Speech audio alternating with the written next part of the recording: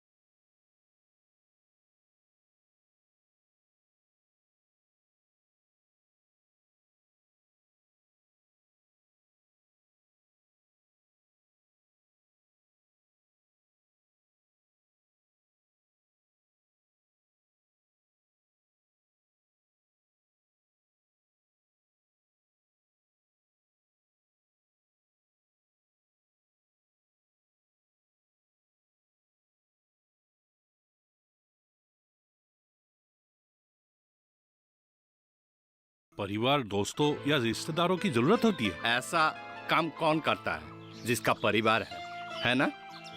अभी देखो, तुम काम कर रहे थे, मैं तुरंत जाके तुम्हारी मदद की। इसका मतलब ये नहीं मैं तुम्हारा साथ हूँ। इसका मतलब है कि तुम्हें इतना कष्ट करते हुए देखकर भी कोई आगे नहीं बढ़ रहे थे। तुम समझे नहीं, तुमने मेरी मदद नहीं की, तुमने खुद की मदद की है, अपनी परिवार की मदद की है, गांव की मदद की है। एक तरह से तुमने देश की सेवा की है। इतनी बड़ी बातें मत किया करो। देखो, मैंने कभी अपने गांव से बाहर नहीं गया, तो मैं क्या देश का मदद खाक करूंगा? यही बात तो लोग समझते नहीं है। तुम एक बात बताओ, तुम्हें कभी सर्दी जुकाम ये सब नहीं हुआ है क्या? या आंख का इन्फेक्शन नहीं हुआ क्या? अरे हाँ, ये तो पिछले साल की ही बात है। मेरी आंखों में इन्फेक्शन हुई। पहले मुझे हुआ, फिर हमारे परिवार के सभी सदस्यों को इस बीमारी ने झपेट लिया। फिर हम लोगों ने पूरे गांव वालों को ही बांट दिया था। इसका मतलब तुम समझे? क्या मतलब? बीमारी आई और पूरे सदस्यों को इसके झपेट में ले लिया। सही में यही बात मैं तुम्हें बताना चाहता हूँ। बीमारी अमीरी गरीबी देख के नहीं आती। ये जब हमला करती है, तेजी से फैल जाती है। ये एक चक्र की तरह है। यदि रोका ना गया तो फैलती ही जाएगी। इसीलिए हमारा मकसद है इसे जल्द से जल्द रोकना। एक बार हम इसे रोक लिया या नियंत्रण कर लिया तो यहाँ बाकी लोग सुरक्षित रह सकते हैं। हाँ, ये बात तो मैंने कभी सोचा ही नहीं। तुमने मुझे सोचने की नई दिशा दी। लेकिन तुम तालाब में कर क्या रहा था? तुम्हें मालूम है ये तालाब से कितने लोग पानी पीते हैं? हाँ। कोई भी कचरा या गंदगी इस तालाब का पानी को गंदी कर सकती है। यही गंदा पानी पी के लोग बीमार पड़ते हैं। अभी तुमने तो तालाब की गंदगी को देखा। हाँ, अब समझा। तुम हमेशा लोगों को साफ सफाई की तरफ क्यों आह्वान करते रहते हो? रजनिधि, इतने दिनों के बाद तुमसे मिलकर बहुत अच्छा लग रहा है। लगता है तुमने गांव की राजनीति छोड़ ही दी है। अरे, गांव की राजनीति के बारे में तुम क्या कह रहे हो? ये तो राजनीति की मैदान में बहुत ऊपर जाने की योजना बना रखी है। हाल ही में राज्य के राजधानी में कुछ दिग्गज लोगों ने बुलाकर उसे राजनीति की पद देने के भी वादा किया है। इससे सोसाइटी में उसका इज्जत तो बढ़ेगा ही और गांव में स्थिति नियंत्रण में आ जाएगा। अच्छा, ऐसा है क्या? ये सुनकर तो बहुत अच्छा लग रहा है। अब तुम गांव के गैर विवादित नेता बन जाओगे। ये बात ग्राम योगी से भी की गई है और तुम लोग तो जानते ही हो, मेरा और उनका काम करने का तरीका बिल्कुल अलग है। यदि मैं स्पष्ट भाषा में कहूँ तो मुझे स्वीकार करना होगा कि ये ग्राम योगी दंडावत के पक्ष में ही होगा। यदि मंत्री ने उससे बात की तो ये काम उसके पास ही जाएगा। उनके काम करने का तरीका बिल्कुल अलग है। बिना किसी ठोस के कारण वो कुछ भी नहीं करती। दूसरी बात, ये सारा काम अपने तरीके से करते हैं, सभी बातों को बिस्तर से रखते हैं बिना किसी लोप लपेट के। यानी मेरे पास काम करने का कोई तरीका नहीं है। तुम लोग तो जानते ही हो, वो अगर पूरब में है तो मैं पश्चिम में हूं। मेरा दोस्त होकर भी उनका तारीफ कर रहे हो मेरे सामने, ये मुझे नीचा दिखाने का तरीका तो नहीं है। अगर आज मैं काम छोड़ दूं ना, तो देख लेना गांव को कितना आर्थिक संकट झेलना पड़ेगा। मेरे दोस्त, तुम तो गांव के लिए कई अच्छे काम किए हो, फिर भी लोगों को लगता है कि तुम अपने फायदे के लिए कर रहे हो और लोगों से कमीशन ले रहे हो। कम से कम तुम्हें तो मेरी बात समझना चाहिए। मेरा एक परिवार है और जो लोग मुझसे फायदा लेते हैं मैं उनसे ना लूं तो किससे लूं? किसी को मेरे सेवा की जरूरत नहीं है तो मैं जबरदस्ती तो उन्हें मेरे पास नहीं ला सकता ना। दोस्त, तुम सही हो सकते हो, लेकिन आज की माहौल को देखते हुए कहा जा सकता है कि तुम गांव वालों से जितना लेते हो वो बहुत ज्यादा है और गांव वालों को जितना मिलना चाहिए वो काफी कम है। ये मेरे लिए नहीं है, ये ऊपर तक जाता है। अगर गांव वाले नहीं देंगे तो मैं ऊपर तक कैसे दूंगा और गांव की भलाई का काम कैसे करूंगा? और एक बात याद रखना, गांव वाले अपनी इच्छा से मेरे पास आते हैं। इच्छा? ये इच्छा नहीं है, उनकी मजबूरी है।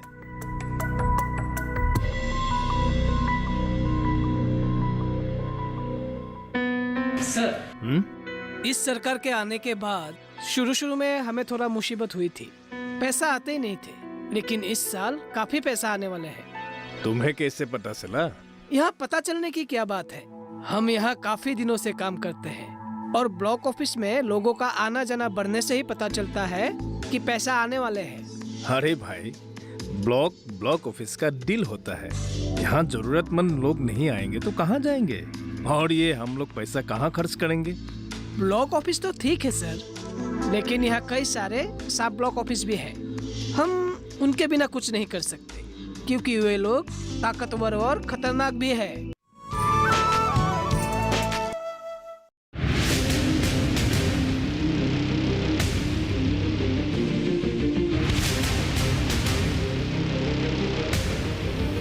जब तपती है धरती, सूरज उगलता है आग, ठंड में जब सर्दी जमा देती सबके हाल, सब छुप जाते अपने अपने घरों में, तब बाहर निकलता सिर्फ एक इंसान, भरने के लिए हम सबका पेट, खून को पसीने की तरह देता बहा, थक जाता, झुलस जाता, हो जाता बीमार, तब उसकी सेहत का ध्यान रखता सिर्फ डीडी किसान।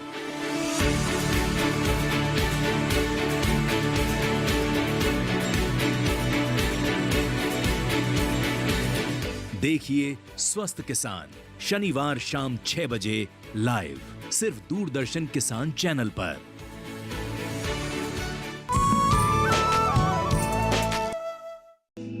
ये तो हमारे लिए अच्छा है, वो लोग जमीनी काम करेंगे और हम लोग अपने हस्तक्षेप से आगे बढ़ जाएंगे।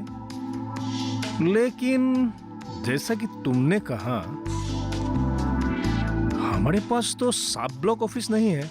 आप समझे नहीं सर, यहाँ सब ब्लॉक ऑफिस का मतलब है यहाँ बहुत सारे राजनीतिक नेताएं हैं जो अपने लोगों को मदद पहुँचाने के लिए आपको दबाव डालेगा। गरीब लोग गरीब ही होते जा रहे हैं, इसलिए विकास के काम में कोई भेदभाव रखना नहीं चाहिए। आपके बात तो आंशिक रूप में ठीक है, लेकिन यहाँ ऐसे प्रभावशाली लोग हैं जो पिछले वीडियो को भी परेशान करता था और परेशानी में आकर वो अपने तबादला करवा ली, और इसका नेतृत्व देता है ब्रजनिधि। वो बहुत ताकतवर है सर। ये ब्रजनिधि कौन है, क्या करता है? कभी मिला हूँ मैं उनसे? मेरे ख्याल से शायद आप नहीं मिले हैं, क्योंकि आपके आने के बाद वो कभी यहाँ आया ही नहीं है। और एक बात सर, ब्लॉक में कितना पैसा आते हैं अधिकारी से पहले उन्हें महक लग जाती है। बड़ा दिलचस्प बात है, लेकिन उसके समर्थक उससे साथे हैं। सर, उनके समर्थकों के बारे में तो पता नहीं कि उस पर पक्का समर्थन है या नहीं, लेकिन वो यहाँ जब भी आता है हंगामा मचा देता है। तो ऐसे लोगों को ऑफिस के अंदर आने क्यों देते हैं? उन्हें कौन रोक सकता है सर, वो ज्यादातर भीड़ में आता है और ऐसे लोगों के साथ आता है जो हमारे लिए महत्वपूर्ण है। ओके, अगली बार वो आए तो मुझे इशारा कर देना, मैं उससे बातें करूंगा। जी। मैं इन दिनों अपने क्षेत्र की विकास कार्य में व्यस्त हूँ।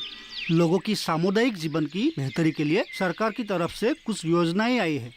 मुझे लगता है कि इन सब में आम आदमी को शामिल होना चाहिए ताकि हम देख सके ये योजनाएं और ये निर्माण कार्य सही ढंग से हो रहा है या नहीं। ओह शानदार, लेकिन कैसा काम चल रहा है और कितने लोग ऐसे विकास की चिंता कर रहा है? ऐसे कामों के लिए तुम कहाँ से लोगों को लाओगे? व्यक्तिगत रूप से मैं आग्रह करता हूँ, इसलिए मैं हूँ। वो बारी बारी से आते हैं और जिम्मेदारी लेते हैं। अब तक तो बहुत अच्छा चल रहा है। राजनीति कैसा है? क्या वो आगे बढ़कर मदद कर रहा है? नहीं, दरअसल बात यह है कि मैंने अब तक उसको बुलाया ही नहीं।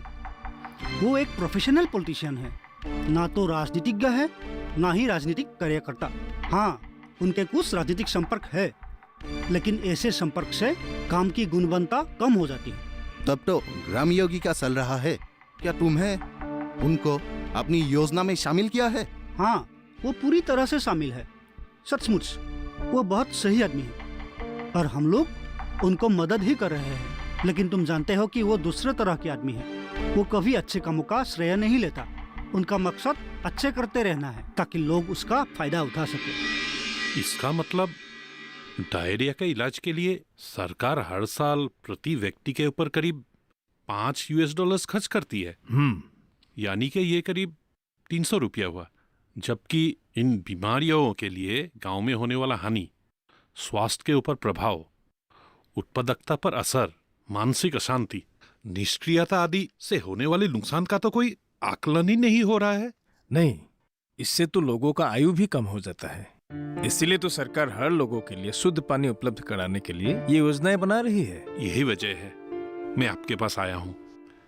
ये गांव में एक बड़ी तालाब है जिसकी सफाई प्राथमिकता के आधार पर शुरू करनी है। पर वो तो तालाब है, इसका पानी नहीं पीना चाहिए। मुझे नहीं मालूम कि लोग वहां के पानी पीते हैं कि नहीं, लेकिन दूसरे काम में तो इस्तेमाल करते हैं। उसमें भी तो खतरा है। इसीलिए मैं चाहता हूँ उसकी सफाई शुरू की जाए। तालाब की सफाई करना बहुत जरूरी है। आप इसकी व्यवस्था कर दीजिए। ठीक है जी। नमस्ते। नमस्ते। नमस्ते। मैं भी चाहता हूं कि तालाब की सफाई किया जाए और ये सफाई का काम मुझे ही मिले। मैंने राशि आवंटित करने का व्यवस्था कर दिया है। वैसे आप मुझे तो जानते होंगे ना मैं ब्रजोनिधि हूँ। इस क्षेत्र में राजनीतिक प्रभाव से जितने भी विकास के काम होते हैं वो सब ज्यादातर मैं ही करता हूँ। आपको किसी ने मेरे बारे में बताया तो होगा ना? हाँ, बहुत कुछ बताया है। आपके बारे में तो बहुत कुछ सुना है। लेकिन कुछ लोग तो आपके बारे में उल्टा सीधा भी बोलते हैं। दरअसल बात वो है ना कि पिछले जो वीडियो थे यहाँ पे उनके साथ मेरा मतभेद हो गया। अब उन्हें यहाँ से जाना पड़ा। मुझसे मिलते जुलते नहीं थे ना, इसलिए। हम लोग सरकारी नौकरी वाले हैं, हम लोग का क्या, आज यहाँ तो कल वहाँ तबादला होता ही रहता है। हाँ, जहाँ तक आपको काम मिलने का सवाल है वो मैं आपको आश्वासन नहीं दे सकता। सरकारी नियम के तहत आप कम करते जाइए।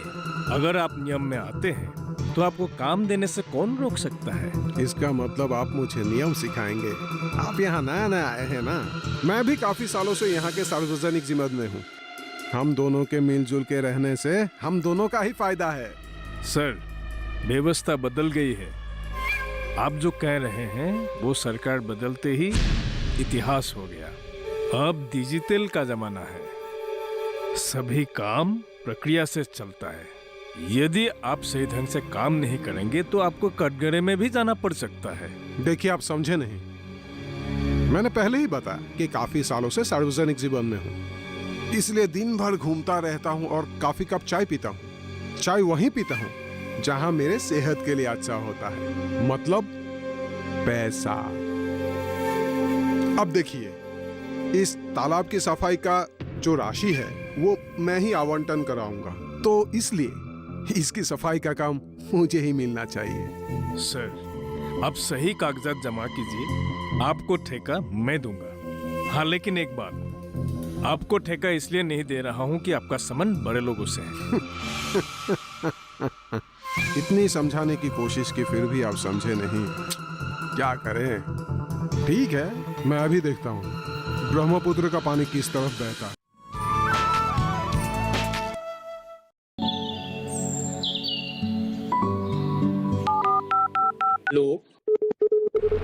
कार्यक्रम के पहले कॉलर जुड़ गए होंगे।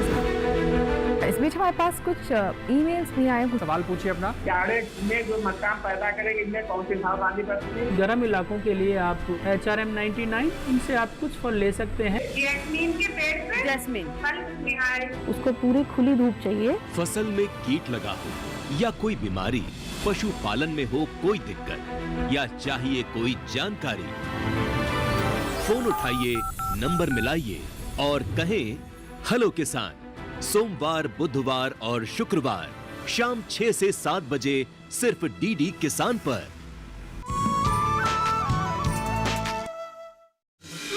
टिफिन ले लो। पानी बोतल ले लिया? हाँ माँ, ले लिया। मुझे बोतल के पानी पीना अच्छा नहीं लगता। क्यों?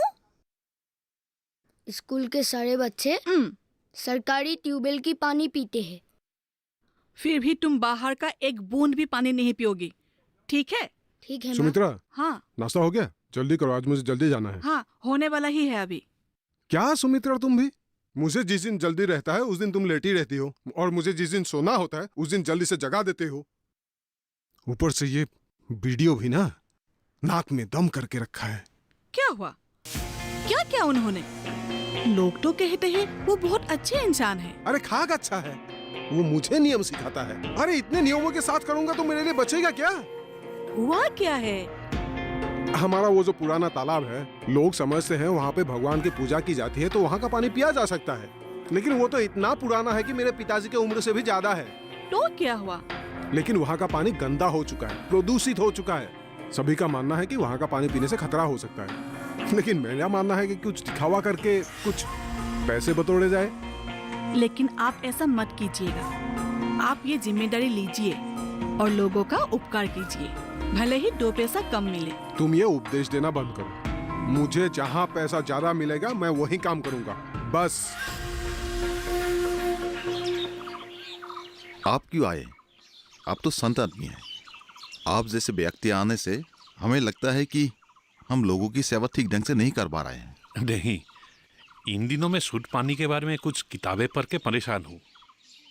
विश्व स्वास्थ्य संगठन के अनुसार पानी की गुणवत्ता की मूल्यांकन और प्रबंधन पर जोर दिया गया है। देखिए, मैं उसे और सरलता से बताता हूँ। हमारा शरीर वायु, पानी और मिट्टी से बनी हुई है। अगर इन चीजों में कुछ गलत होता है तो उसका असर हमारा शरीर में पड़ता है। लेकिन लोग इस बात को इतना गंभीरता से नहीं ले रहे हैं।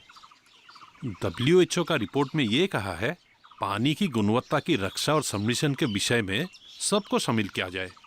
हम लोगों से कहते रहते हैं, लेकिन लोग सुने तब ना।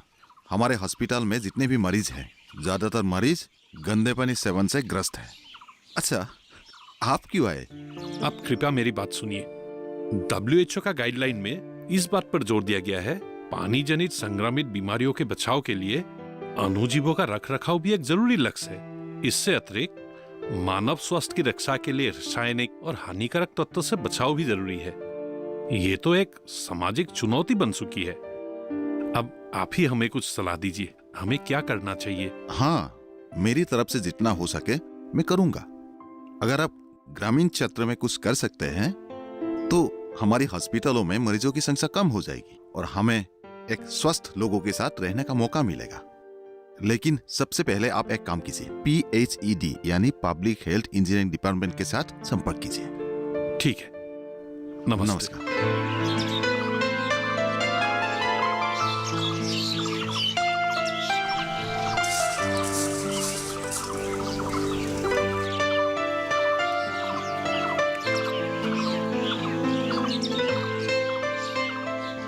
देखिए, सरकार को कई चीजें करनी है और आप जैसे लोगों को तो ये काम करना है। हाँ, प्रत्यक्ष रूप में आपका लाभ नहीं हो सकता है, लेकिन अप्रत्यक्ष रूप में सभी को लाभ होगा। फिलहाल सरकार सामूहिक संपद और सामूहिक स्वास्थ्य पर दिलचस्पी ले रही है। आप एक काम कीजिए, बड़े तालाब का सफाई का काम ले लीजिए। थोड़ा सा गरीब के लिए भी सोचिए ना। हाँ, सोचा है, बहुत अच्छी तरह से सोचा है, और इस नतीजे पर पहुंचा हूं कि आप जैसे लोगों के साथ लेन देन करके मुझे कोई फायदा नहीं होगा।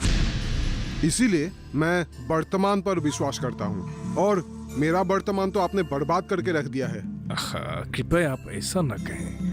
मैं एक सरकारी अधिकारी हूँ, मुझे सरकार का नियम और प्रावधान को मानना पड़ता है, इसलिए मेरे हाथ बंधे हुए हैं। हाँ, आप तो कह रहे थे कि आपका पहुंच बहुत ऊपर तक है, तो आप ही ऐसा कुछ नियम और शर्तें बना के ले आइए ना, जो आपके सुविधा के अनुसार हो। उसमें मुझे कोई आपत्ति नहीं है। जहां तक आपकी फिलोसॉफी का सवाल है, आप गलत है। आपके साथ साथ आपका बेटे का भी भविष्य जुड़ा हुआ है, जरा उनके बारे में भी सोचिए ना।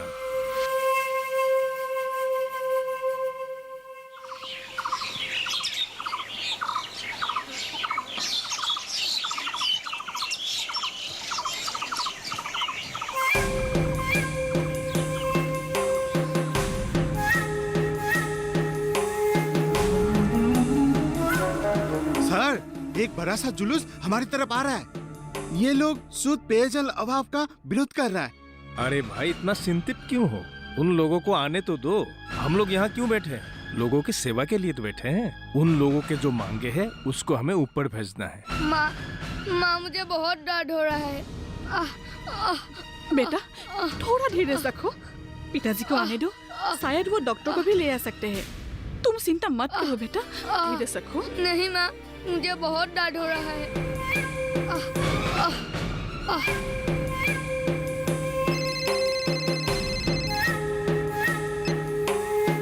हाँ सुमित्रा, प्लीज तुम जल्दी से आ जाओ ना।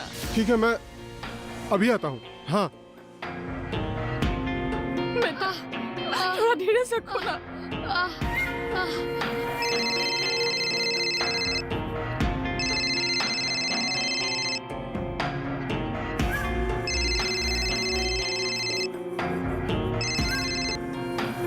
हेलो। पानी की वजह से ही ये जहर फैला है। जिन जिन बच्चों ने तालाब के पानी से धोया हुआ प्रसाद खाया है, वो सारे बच्चे बीमार पड़ गए। दरअसल किसी ने तालाब के पानी में कुछ जहरीला पदार्थ या मरा हुआ कुछ डाला होगा, एक रासायनिक विक्रिया हुई हो। लेकिन सौभाग्य की बात यह है कि वो पदार्थ उतना खतरनाक नहीं था। अभी बच्चों ने उल्टी की है, लेकिन सभी बच्चे ठीक है। आप लोग दोपहर तक बच्चों को ले जा सकते हैं। इसीलिए मैं तालाब की सफाई करता हूँ और उसकी पानी की रक्षा पर नजर रखता हूँ। मुझे माफ कर दीजिए, मुझसे बहुत बड़ी गलती हो गई। क्या गलती? ये तालाब के बिना सफाई और मरम्मत किए हुए उस पे आवंटित धनराशि हड़पने का योजना बनाया था।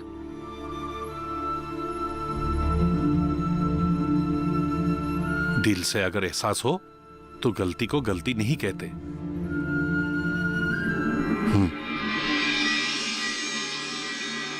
दरअसल महिलाओं ने घर के पीछे सामूहिक मैदान में अस्थायी रूप से व्यवस्था बना ली है। लेकिन तब क्या करते हो जब घर में प्रतिष्ठित मेहमान आते हैं? अगर उनको रात को जाने की जरूरत पड़ी, क्या वो खुली मैदान में जाएंगे? अब तक कोई परेशानी नहीं हुई, सब ठीक ठाक चल रहा है।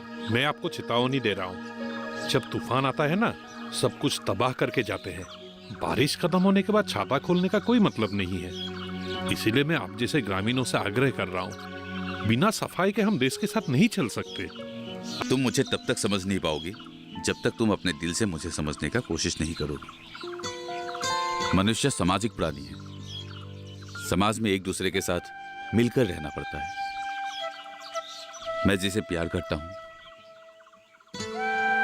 उसके बारे में ज्यादा से ज्यादा जानने की मेरी इच्छा है।